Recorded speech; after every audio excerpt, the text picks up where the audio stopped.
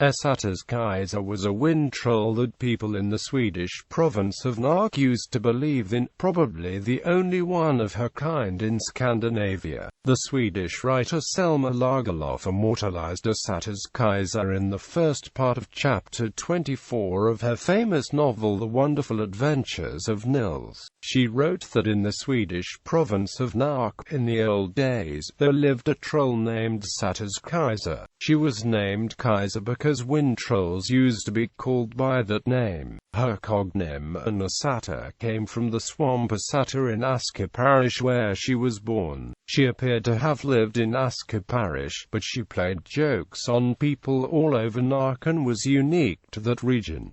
Portrayal by Lagerlöf, Ysätters-Kajsa was not a dark and gloomy troll, but a happy and playful one.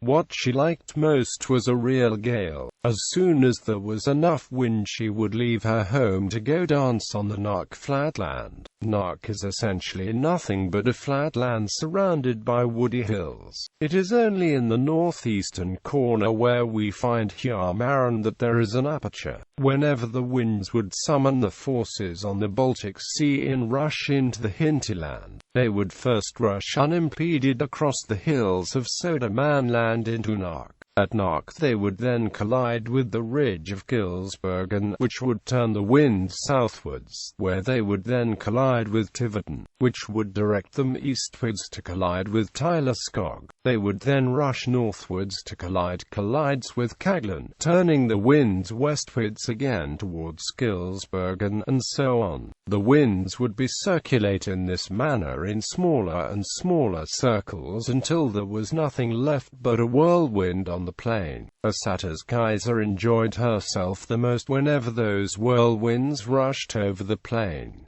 She would then stand in the center of the whirlwind. Her long hair would whirl among the clouds, while her skirt would drag on the ground like a dust storm. The whole plain under her was like her own private dance floor. In the mornings, Ysätters-Kajsa used to sit up on a high Scots pine on the top of a high cliff and look out on the plain. If it was winter and the snow allowed sleighs to move about, she could see many people traveling on the plain from this vantage point. Then she would start a real storm and create snowdrifts so high that people could hardly get home in the evening. If it were summer and good weather for loading the dry hay on the fields, she would wait until after the first carts had been fully loaded and then rush in with a few rains which would put an end to the farmer's working day. She rarely thought of anything besides making mischief. The colliers in Kilsbergen were afraid to go to sleep because as soon as she saw an unguarded charcoal kiln, she would sneak in and puff on the fire so that it would start burning brightly. If the ore transporters were late transporting their ore from Laxå and Svarta, Ysätters-Kajsa would create so much dark fog that both people and horses would get lost and end up driving into nearby marshes and swamps. If the vicar's wife in Glanshammar had prepared afternoon coffee in her garden a Sunday in the summer and a breeze came up which lifted the tablecloth and dumped the cups and plates on the ground, then everyone knew her was to blame. If the hat of the mayor in Örebro suddenly blew off his head and he was seen running across the town square, or if small cargo boats laden with vegetables of the people of the island of Vanon hit a shoal in Lake Ysätters, or if laundry hanging out to dry blew away and was then found heaped with dust, or if smoke blew into the houses without warning some evening, then it was easy for the people of Närke to guess